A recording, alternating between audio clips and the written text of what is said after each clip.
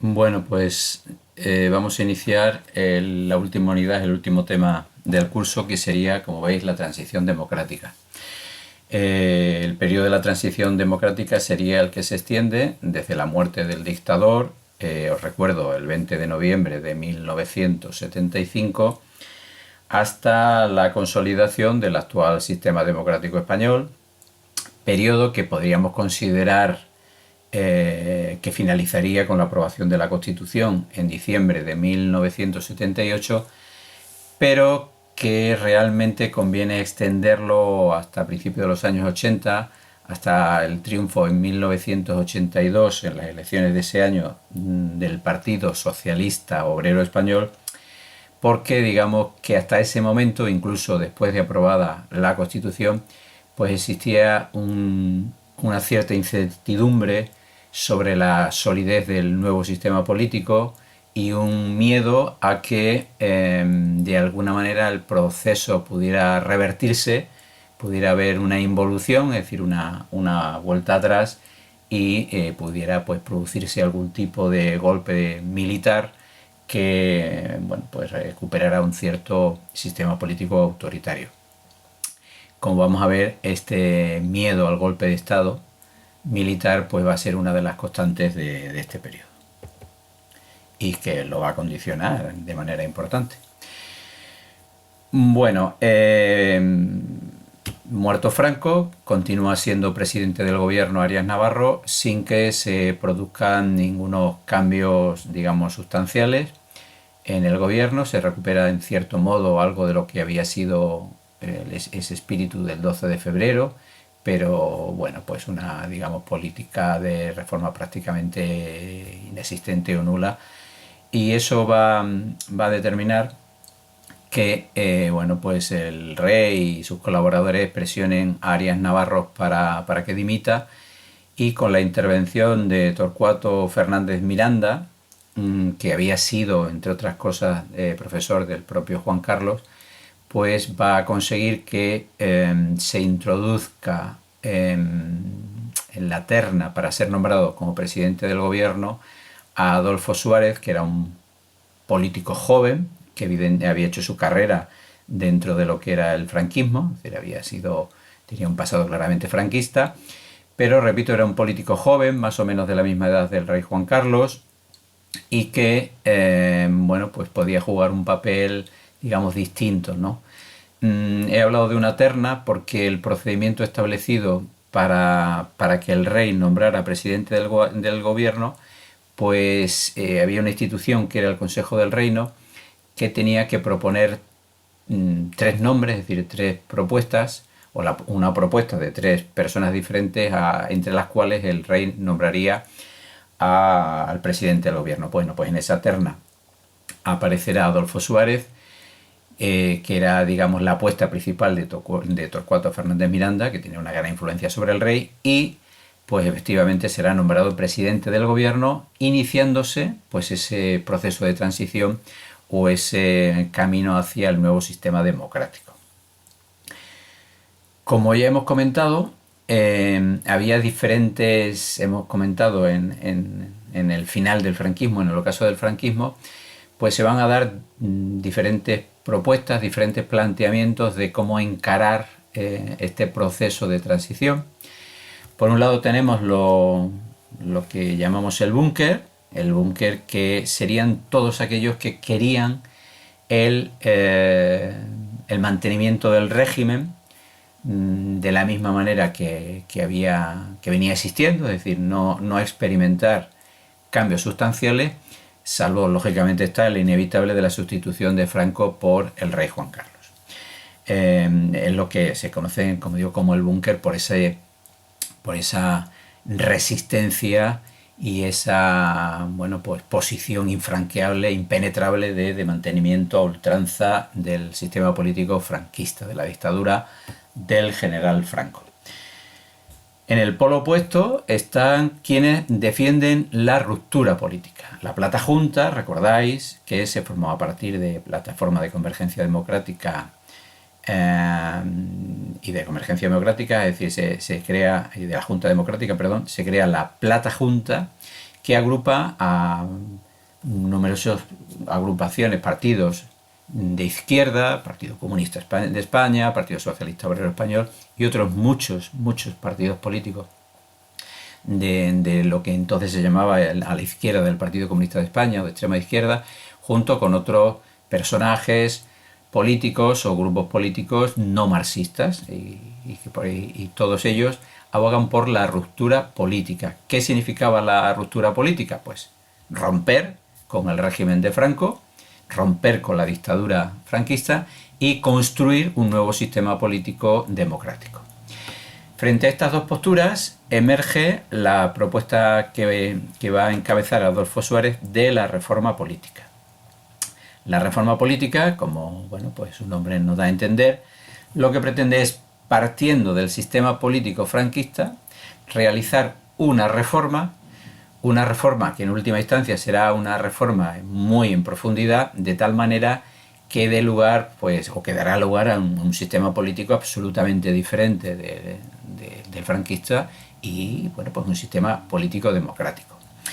Esta propuesta de reforma política va a generar en principio sobre todo en los primeros momentos, una gran desconfianza a la oposición, es decir, aquellos que pretenden la ruptura política, que consideran que el régimen no basta con una reforma, sino que en profundidad necesita una ruptura y necesita construir un nuevo sistema político.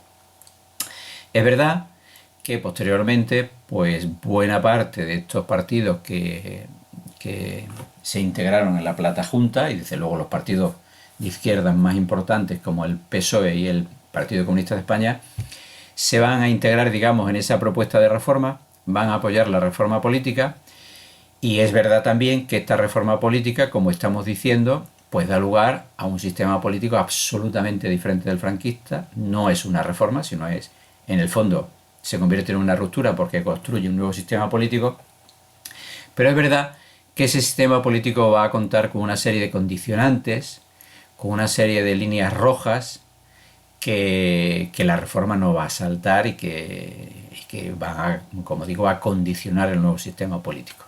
Bueno, luego más adelante podremos comentar un poco de esto. Aquí tenéis en la fotografía una imagen que ya la hemos visto, me parece, ¿no? Una imagen de una reunión de la Plata Junta, ¿no? Con algunos políticos destacados del momento, Felipe González, Santiago Carrillo, Pujol, etc. Bien. Todo este periodo, desde el año 75, desde el otoño, invierno del 75, año 76, 77, etc., va a haber una gran movilización social. Importantes movilizaciones sociales, que es uno de los elementos, bajo mi punto de vista, absolutamente determinante del nuevo proceso. Es decir, es la movilización social la que de alguna manera va mostrando como imposible el perpetuar o el continuar con la dictadura de Franco. Va mostrando como inevitable realizar cambios profundos, ¿no?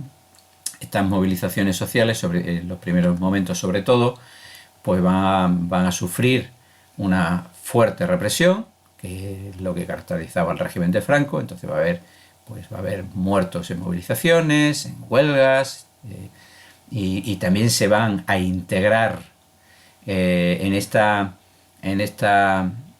violencia y contra estas movilizaciones sociales, que en unos primeros momentos, lógicamente, esta, represión la realizan los cuerpos policiales, pero van a surgir también grupos de extrema derecha que van a atacar violentamente a buena parte de estas agrupaciones de izquierda, movilizaciones sociales, etc., ¿no?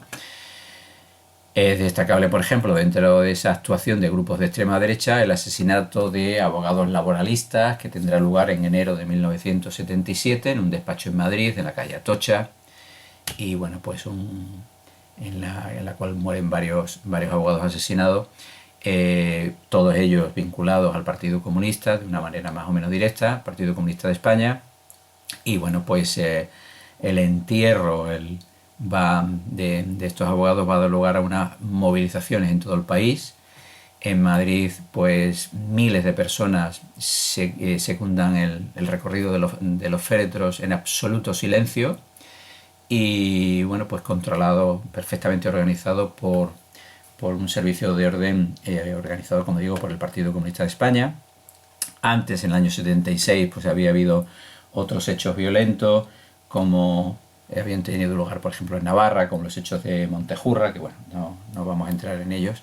En cualquier caso, digo, unas intensas movilizaciones sociales y en los primeros momentos una intensa represión y también intervención de grupos de violentos de extrema derecha.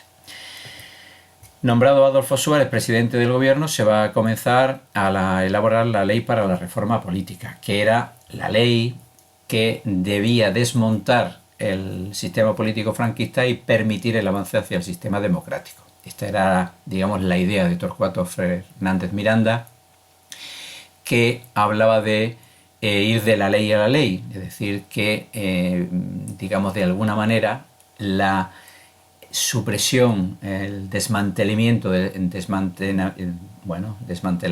sistema político franquista se hiciera desde la legalidad. Y por tanto, fuera una ley la que cambiaba las leyes franquistas por otras leyes. Digamos que la pieza fundamental sería, en este proceso que estamos hablando, la ley para la reforma política. La ley para la reforma política, que se terminaría aprobando en referéndum en diciembre de 1976 y que es considerada desde esta perspectiva como la última ley fundamental del franquismo, porque es realmente la que empieza a desmontar el sistema político y acaba, por ejemplo, con las Cortes franquistas, que son las que aprueban propiamente esta ley. De acuerdo a la ley para la reforma política, que digo se aprueba en 1976, esta ley pues ya contempla una apertura política, permite la legalización de organizaciones políticas, la aprobación de derechos y libertades y conforme a esta ley pues se van a preparar las primeras elecciones que tendrán lugar pues en 1977. Como veis, bueno, esto pertenece por un lado a la campaña del referéndum de la aprobación de la ley para la reforma política, que como veis la izquierda en general propugnaba la abstención porque consideraba que dentro de ese proceso de reforma-ruptura que hemos hablado antes, pues que la ley de reforma política no garantizaba la construcción de un nuevo sistema político democrático. Como veis aquí en la pancarta, pues no legalices al franquismo con tu voto, ¿no? Se propugnaba por eso la abstención, es decir, no votar ni a favor ni en contra. Porque claro, votar a favor significaba dar el visto bueno a una ley que según estas organizaciones no garantizaba la transición democrática, y votar en contra, pues de alguna manera lo que hacía era perpetuar el franquismo, ¿no? Por eso el sentido de la abstención. El eslogan de Habla Pueblo Habla, que se hizo muy popular en aquel momento para animar la participación en ese referéndum para la reforma política, que fue aprobada en referéndum por absoluta mayoría. La campaña de abstención de la izquierda estuvo muy lejos de tener en ese sentido un apoyo, un eco importante. Aprobada la ley para la reforma política, pues se va a iniciar la legalización de partidos políticos. Digamos que no había mucho problema en la legalización de todos los partidos políticos hasta el Partido Socialista Obrero Español. Todo el mundo entendía, incluso los más, profranquistas, entendía que eso era inevitable, pero sí resultaba un escollo importante la legalización del Partido Comunista de España. La legalización del Partido Comunista de España pues se realizaría en la Semana Santa de 1977 y bueno, aquí tenéis la portada del Mundo Obrero, que era el periódico del Partido Comunista, pues anunciando eso, la legalización del partido, con las fotografías de Dolores Ibárruri, presidenta del partido, y Santiago Carrillo, secretario general. porque se aprobó la legalización en Semana Santa, aprovechando pues el periodo de vacaciones, que buena parte de la gente pues estaba fuera de su domicilio, y intentando así evitar pues protestas o digamos incidentes que pudieran tener lugar por la legalización del partido.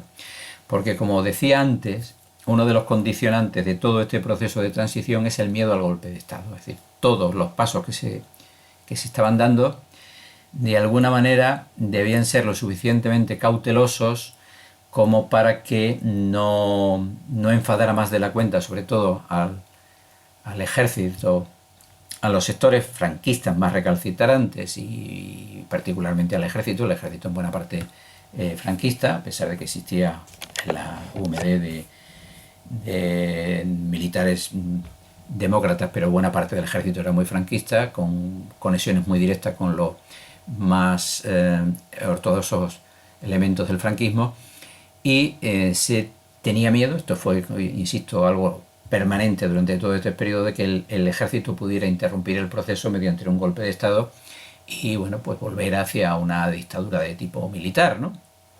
Algo que, por otra parte, era absolutamente inviable, aunque evidentemente hubiera tenido el coste quizás en vidas de haberse producido, que hubiera sido, ¿no? Y quizás importante, pero el mantenimiento de un sistema autoritario, dictatorial en ese momento en España, pues era absolutamente imposible. Pero esa amenaza, como decía, condicionó todo este proceso, y hubo determinadas cuestiones que no se tocarían, ¿no? Como sería, por ejemplo, la propia monarquía. Era algo que no se podía cuestionar, porque digamos, estos sectores más profranquistas no hubieran tolerado el proceso si se hubiera tocado la monarquía. Otras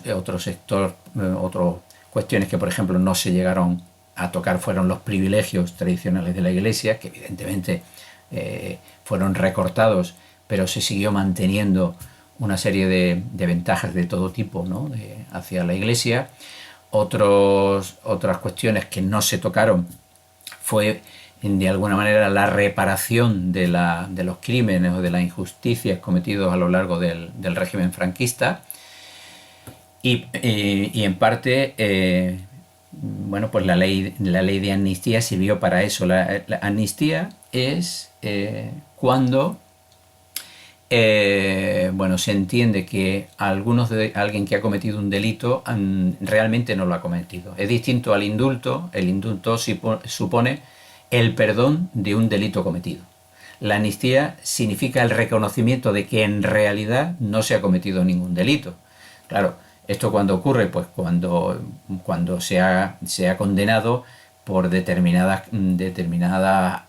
conductas que se entiende que nunca podían ser delictivas. ¿A qué me estoy refiriendo? Pues, por ejemplo, había muchos presos en las cárceles españolas por lo que se llamaba delitos políticos, es decir, por haber pertenecido a organizaciones políticas. Os recuerdo, por ejemplo, el proceso 1001 contra los sindicalistas de comisiones obreras. Es decir, todo esto se entiende que nunca pudo ser una conducta delictiva. Por tanto, no es que se le perdone, sino que se entiende que no ha cometido ningún delito. Esto es la ley de amnistía. Pero esta ley también sirvió para blindar a todos aquellos que, desde el poder, desde el gobierno, desde las instituciones franquistas, pudieran haber cometido actitudes delictivas, ¿no?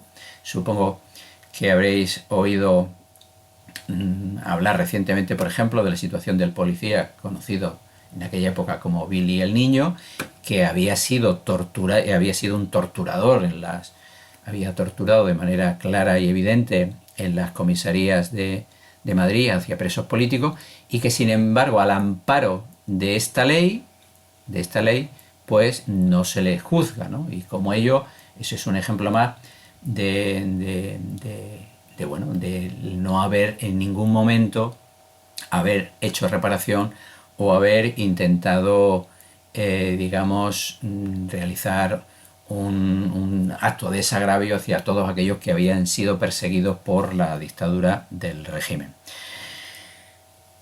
Bueno, en parte también, es decir, esto forma de esa, digamos, una de esas líneas rojas que no se pudo pasar en aquel momento, o como por ejemplo, pues también supongo que veis, estáis al corriente de la ley de memoria, la memoria histórica, todos aquellos personas que fueron no ya asesinados durante la guerra, sino incluso después y que no se sabe de su paradero. Bueno, pues todo eso son líneas rojas que en ese momento no se superaron y quizás la situación no permitía superarlas.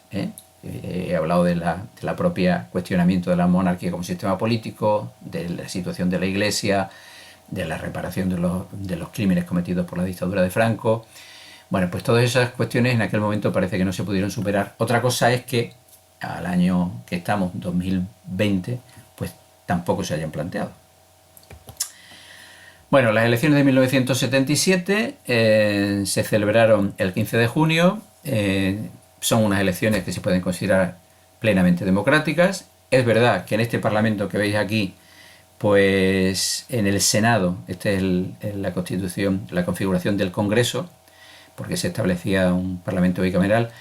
Es verdad que en el Senado el rey designaba un número importante de senadores, con lo cual garantizaba un Senado claramente monárquico.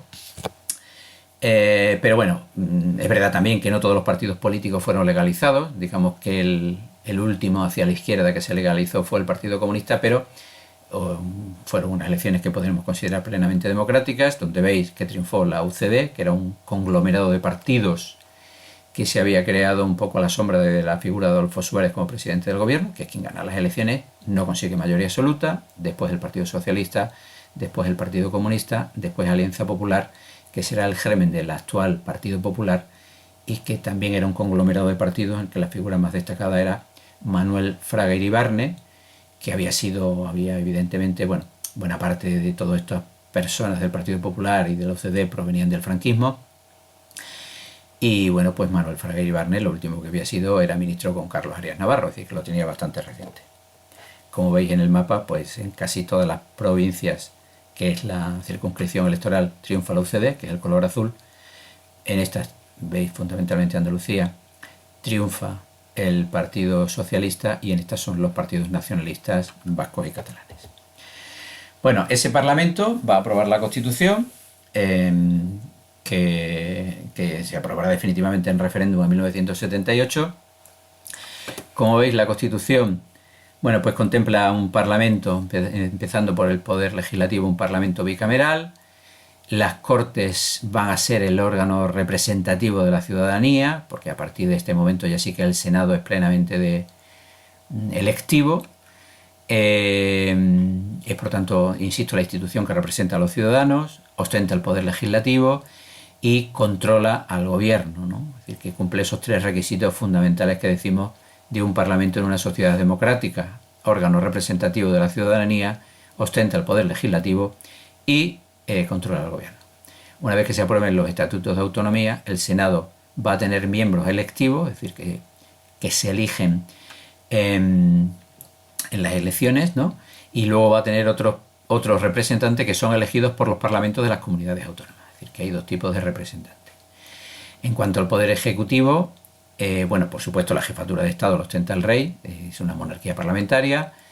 El rey es inviolable, es una cuestión que está bastante, digamos, controvertida, ¿no? Es decir, el rey no puede ser juzgado, independientemente de que pudiera cometer delitos o no. Sabéis que, por ejemplo, ahora se está hablando de las posibles comisiones que hubiera cobrado el anterior jefe del Estado, es decir, el rey Juan Carlos. Podría haber, parece, cobrado determinadas comisiones que serían obviamente ilegales, pero no en España no se le podría juzgar por ese tipo de conductas delictivas, porque, repito, era como jefe del Estado inviolable, igual que lo es ahora Felipe VI. Bien, el presidente del gobierno es nombrado por el Parlamento, no, porque aquí muchas veces en las elecciones y con el protagonismo que alcanzan los líderes de los partidos parece que en las elecciones se elige al presidente del gobierno. Pues no es así, el presidente lo nombra el Congreso de los Diputados a una propuesta que realiza el rey, pero bueno, esto es una mera formalidad. El presidente es el que nombra a los ministros, al gobierno de la nación, y quienes ostentan el poder ejecutivo. Evidentemente, a nivel territorial. La Constitución del 78 contempla el Estado autonómico. España se va a dividir en una serie de comunidades autónomas que, obviamente, en las comunidades autónomas pues ostentan también o tienen presidentes de esas comunidades autónomas que son poder ejecutivo en esas comunidades autónomas, como hay parlamentos en esas comunidades autónomas. El poder judicial lo ostentan los jueces, lo ostentan los tribunales y los jueces. El Consejo General del Poder Judicial, que es nombrado por el Parlamento, como veis, realmente no es Poder Judicial, es el gobierno de los jueces. Repito, el Poder Judicial son los jueces y los tribunales, como el Tribunal Constitucional, esto es Poder Judicial. El Consejo General del Poder Judicial no, es gobierno de jueces. Y bueno, pues para, de alguna manera, como en todas las instituciones debe haber una, digamos, legitimidad democrática en el sentido de que debe contar con la voluntad ciudadana, pues hemos visto cómo el gobierno no lo eligen los ciudadanos, pero es el Parlamento que sí ha sido elegido por los ciudadanos. Pues en el Poder Judicial esa intervención parlamentaria lo tenemos en el nombramiento del Consejo General del Poder Judicial, o lo tenemos también en la posibilidad de constitución de tribunales de justicia, que no viene aquí en este esquema, pero que efectivamente pues más tarde de la aprobación de la Constitución se han ido constituyendo. Bueno, esta Constitución fue aprobada en referéndum el 6 de diciembre de 1978. En las elecciones de 1979, estas ya celebradas una vez disuelto ese primer Parlamento, ese Parlamento que por tanto lo podemos considerar como un Parlamento constituyente, se disuelve el Parlamento, se convocan nuevas elecciones y, como veis, pues el resultado es muy similar al anterior. Sigue ganando la UCD, con Adolfo Suárez a la cabeza, el PSOE en segundo lugar, en tercer lugar el Partido Comunista.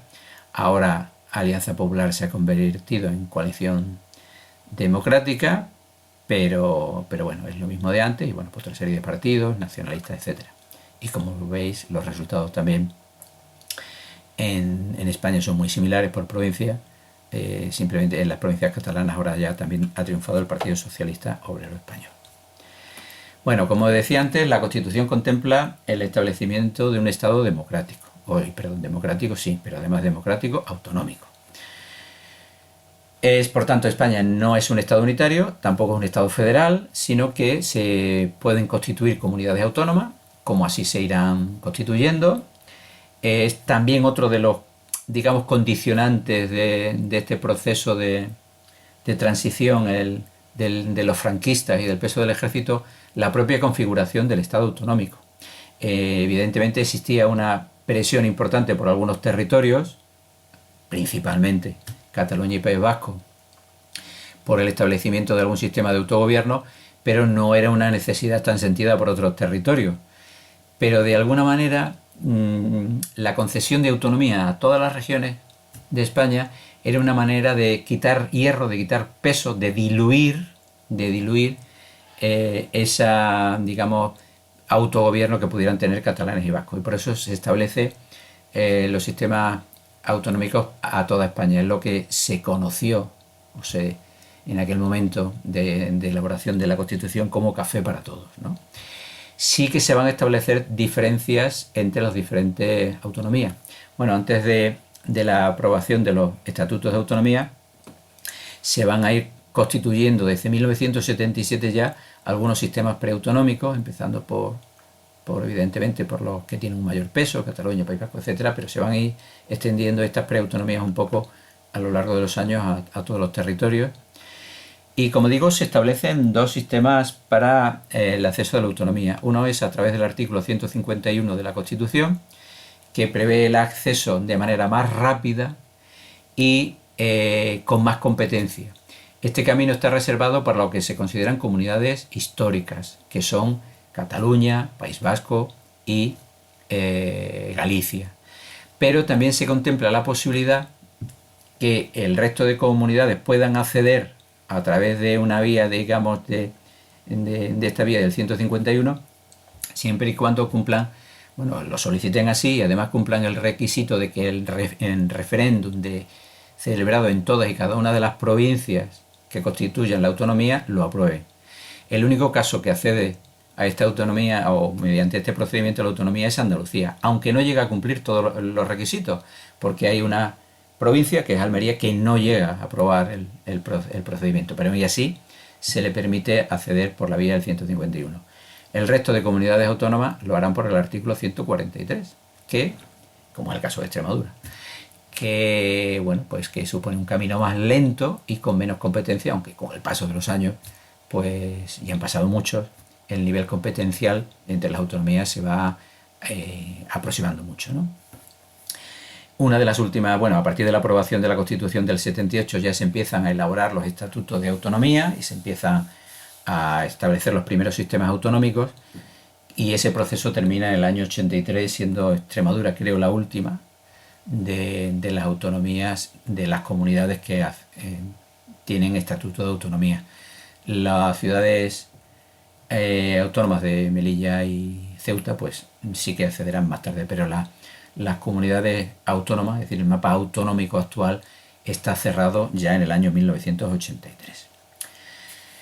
En cuanto a la incorporación de España a los organismos internacionales, la OTAN y la Unión Europea, bueno, pues desde que llega al gobierno Adolfo Suárez solicita la adhesión de España a la Comunidad Económica Europea, que es el nombre que en aquel momento tiene la Unión Europea. Sabéis que había sido España, no se le había permitido acceder al mercado común primero y a la Comunidad Económica Europea después por el sistema dictatorial no democrático que tenía. Lo más que había llegado a ir a firmar un acuerdo de comercio preferencial, pero ahora ya, muerto Franco, iniciado el proceso de transición, pues Adolfo Suárez entiende que esa barrera no existe, se va a remover y solicita la adhesión. El proceso de la adhesión de España a la Comunidad Económica Europea es un proceso costoso, largo, lento. Se va a vincular a Portugal. Portugal también había tenido un sistema dictatorial que había terminado el año 73 con la Revolución de los Claveles. Se unen los dos países en ese proceso de adhesión, pero sobre todo en el caso de España plantea más problemas para unirse a la Comunidad Económica Europea. Esos problemas vienen derivados de que España es un país con una economía mucho más, digamos, potente, ¿no?, que lo que era Portugal, con lo cual la incorporación genera más desajustes y sobre todo en el tema agrario. Evidentemente España tiene una producción agraria notable dentro de Europa, entonces su incorporación plantea problemas porque en algunos casos entra en clara competencia con la producción de algunos países europeos, que en algunos casos es más eficiente y que hay una producción, digamos, excesiva, como es, por ejemplo, o habría una producción excesiva dentro de Europa, como sería el caso en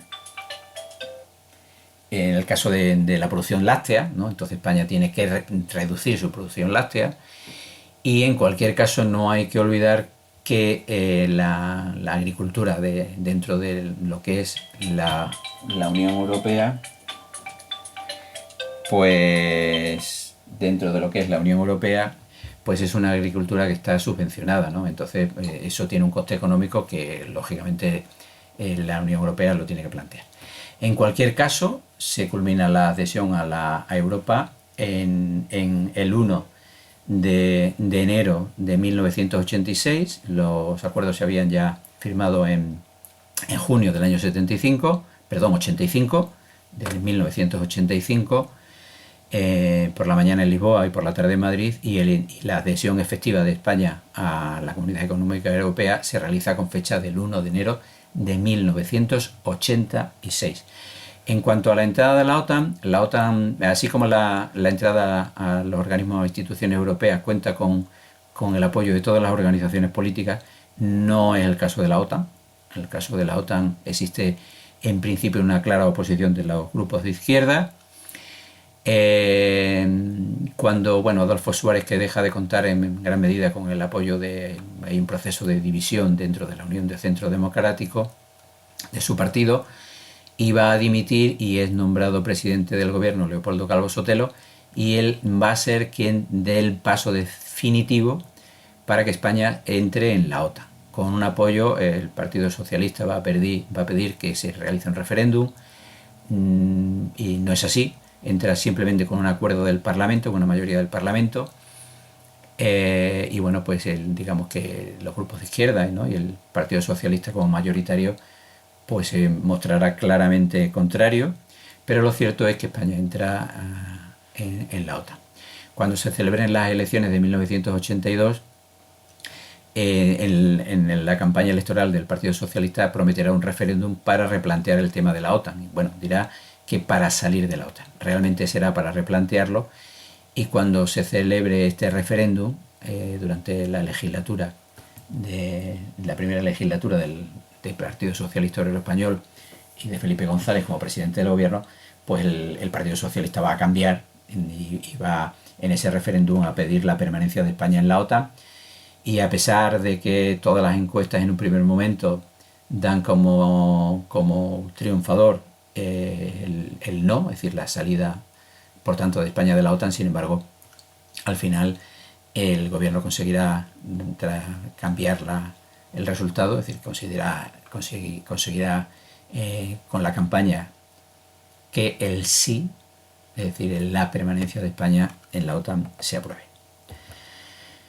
Y bueno, pues con esto prácticamente hemos terminado. Simplemente decir que a partir de ese momento ya se inicia claramente la democracia. Tenemos varios gobiernos del Partido Socialista Obrero Español.